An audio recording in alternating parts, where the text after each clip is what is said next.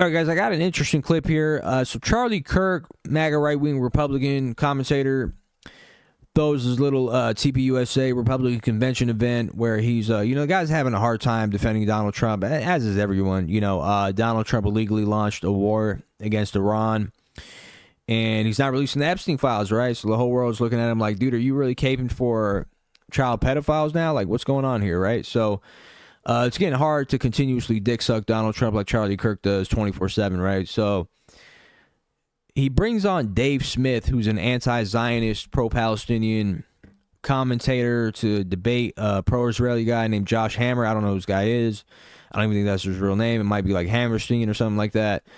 But watch this guy get completely destroyed after he reads a tweet that Dave Smith tweeted out that's like 1,000% accurate, right?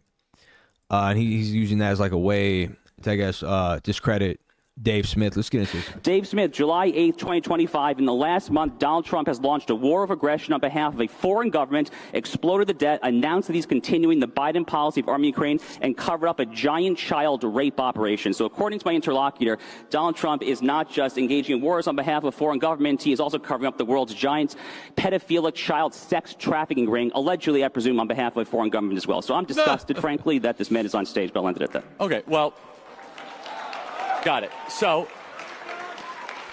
you can see peace is hard. I'm trying to keep the peace. Now, Dave, I want to give you an opportunity, about 4 minutes to respond to that. But also, I do want to, now that we had the opening salvos and the Tomahawk missiles launched, let's respond as you see fit. No, and then bring us to the 12-day war. Because let's stay focused on that. Yeah. We can. Well, the thing, Charlie, but defend yourself, Sure. obviously. Well, the thing is, Charlie, as you may have noticed, some of you may have seen some of my other debates, every single time I come up here to debate issues, and they come up here to debate me and my character. It's all they have every single time. Because they can't actually take on any of the arguments. And so the most pathetic, low-hanging fruit of, you guys like Trump, this guy said bad things about Trump. Listen, guys, I'm a free American. I supported Donald Trump in this last election. Yes, he did just actively cover up a giant child rapist ring, and I'm going to criticize him for that, okay? And I'm sorry, after all these years of us right-wingers saying, protect the children, come on, that's bad for your soul if you don't. You speak up about that. It's horrible what he's doing. And, as far as the actual substance of what Josh said here, which there really wasn't much, but I already pointed this out the last time we debated, his topic about how Sharon was against the war in Iraq is total nonsense. Sharon's envoy initially opposed it when he found out that Bush was going to invade Iraq, not because he didn't want Saddam Hussein to be overthrown, but because he wanted regime change in Iran first. And then, when the George W. Bush administration assured him that Iran would come next, they got on board with it, and they started pumping out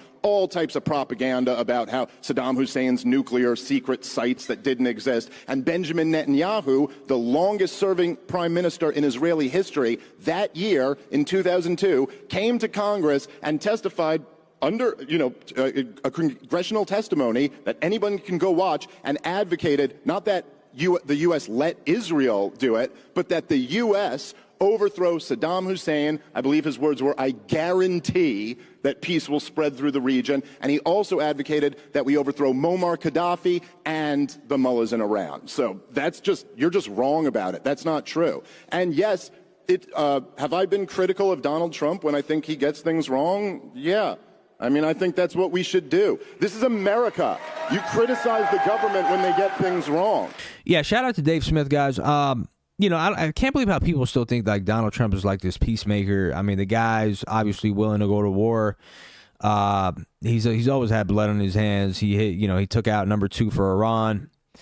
The guy funded like a full-on genocide in Yemen through Saudi Arabia, giving them arms to the rebels there. There was like a mass starvation event that occurred there, and he illegally bombed Iran, right? So I know with the Iran situation, I don't think he really wanted to do that, but, political pressure, and somebody, pressured him to doing it.